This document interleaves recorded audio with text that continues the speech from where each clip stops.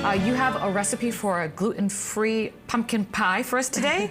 We can label this gluten-free, we can label this vegetarian. I call it pumpkin pie. Okay, so a healthy pumpkin pie. Sure. How's that? With some substitutions. Yes. Let's go for it. Okay, so we start with the top.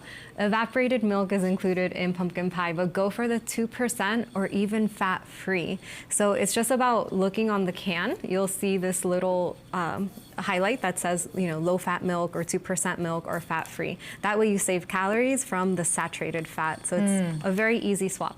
Next, we can consider going crustless. So going crustless is not just for the gluten-free people, but our Thanksgiving meals and holiday meals usually have so much carbs already that, consider going crustless. That's a good point. Another very simple point with any baked good or dessert would be cutting the sugar. So this recipe called for 3/4 of a cup of sugar.